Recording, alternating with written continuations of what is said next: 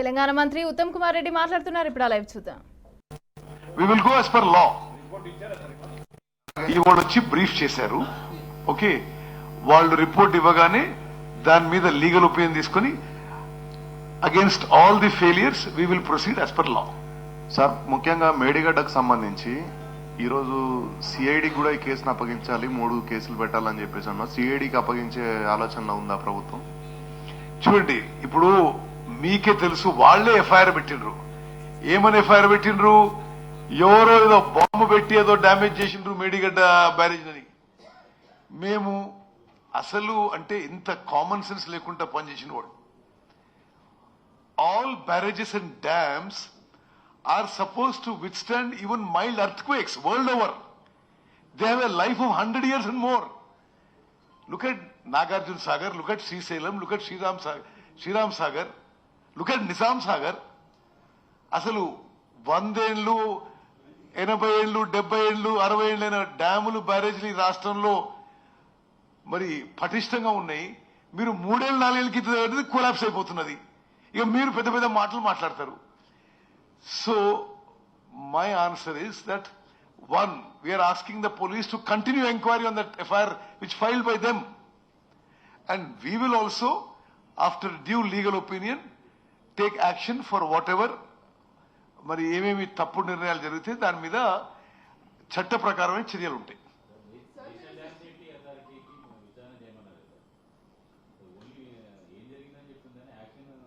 No, అంటే national dam safety authority చారి గారు is a national authority on everything to do with dams and barrages.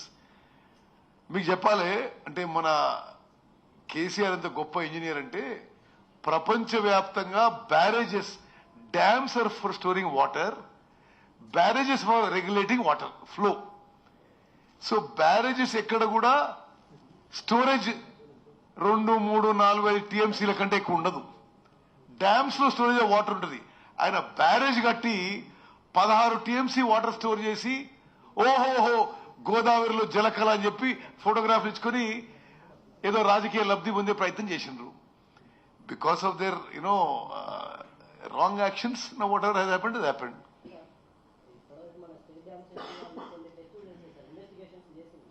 ఏదమ్మా, state dam safety వాళ్ళు కొన్ని investigation పనులు చేసింది sir. Foundation investigation, barrage foundation చేసిండ్రు మన దాని రిపోర్ట్ ఏమైనా వచ్చిందా సార్ మనకి? సరే, దాని ఇది కంటిన్యూస్ ప్రాసెస్.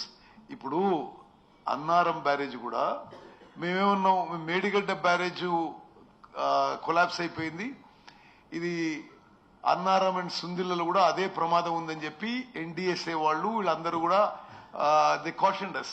వీళ్ళు లేదు లేదు అలా నీళ్లు పెట్టి ఇట్లా చేయండి అట్లా చేయండి, ఉచిత సలహాలు, కాఫర్ డ్యామ్ కట్టండి, అది చేయండి. ఇంతలో వాళ్ళు సలహా ఇచ్చేలో కూడా 2వ బ్యారేజ్ కొలాప్స్ అయిపోయింది, అంటే లీకులు డెవలప్ అయిపోయింది. దాంట్లో కూడా ఇప్పుడు వాటర్ వదిలిపెట్టేసినాం.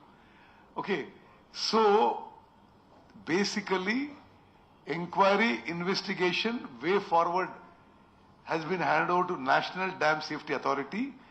కాళేశ్వరం ప్రాజెక్టు స్వతంత్ర భారతదేశంలో అతిపెద్ద కుంభకోణం అని చెప్పి మేము సరే అన్ని రికార్డులు కూడా స్పష్టంగా దానికే మరి indicating the same thing.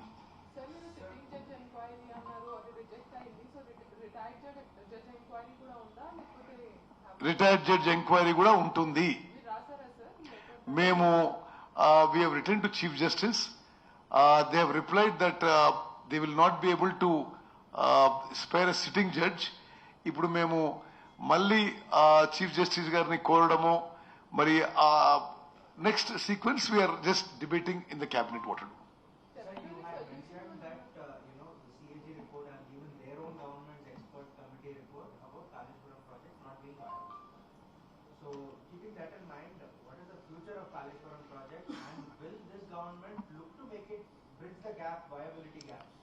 See, the way the amount of money they have spent on Kaleshwaram project is forever a burden on Telangana state.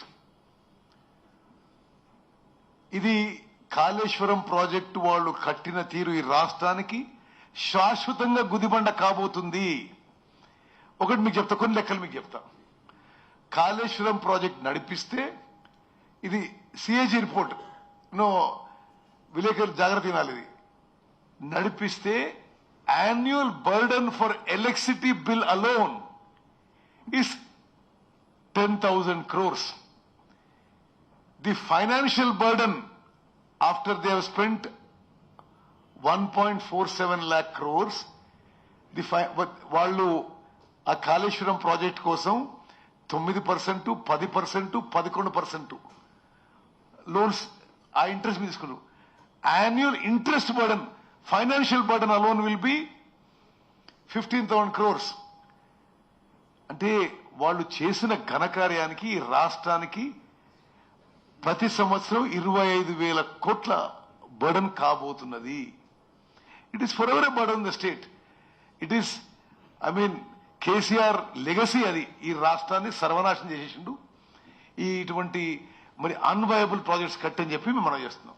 మీరేమో బడ్డను భారం అంటుంది సార్. వాళ్ళు పంటలు పండుతాయి, రైతులకు మేలు జరుగుతుంది, దాన్ని అంతా ఎట్లా లెక్క జరుగుతాయి? రైతులకు వచ్చే 1,000 కోట్ల నేనేమంటానంటే తప్పనిసరిగా మీరు తుమ్మడి గట్టి దగ్గర ప్రాణహిత చెవుళ్ళ కట్టుంటే ఇంతనే ఆయకట్టు మీరు 38,000 కోట్ల కట్టి ఇప్పటి వరకే 16 లక్షల ఎకరాలకు నీళ్లు వచ్చేవి బై గ్రావిటీ ఫ్లో. మీరు గ్రావిటీ ఫ్లో వదిలిపెట్టి కేవలం మీ కక్కుర్తి కోసమే ఈ కాళేశ్వరం ప్లాన్ చేసుకున్నారు.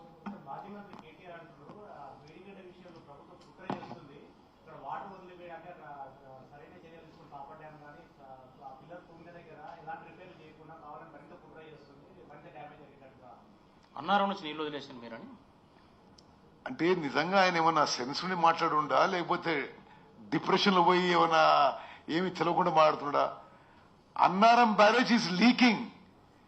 Annaram barrage the engineer said మీరు గేట్ ఎత్తకుంటే ఈ బ్యారేజ్ కొట్టుకుపోయేటట్టుందని, అందుకోసమే బ్యారేజ్ గేట్లు ఎత్తినాం.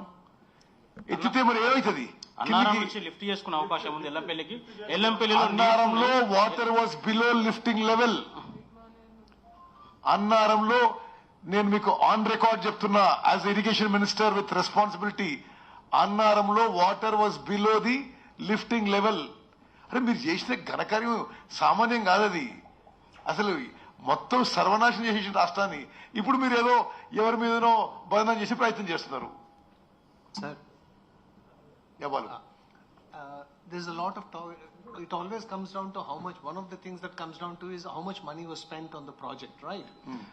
Is your government looking into the specific aspect of where the money has gone, the money trail, so to speak? Are you following? Have you given any instructions? Are you going to look into the money trail of the entire project?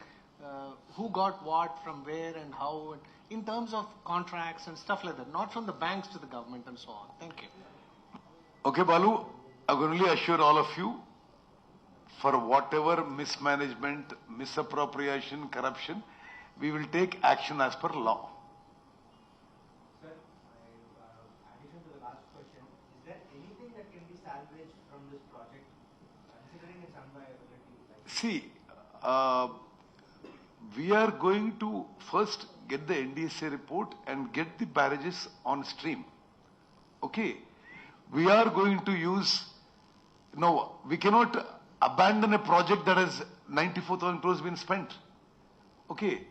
We will wait for the NDSA report and use the NDSA report. On the basis of NDSA report, we will take up repair work. Okay.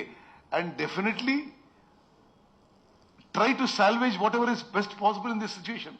But what I'm saying is, the people who should give an unconditional apology to the people of Telangana, they are trying to defame us.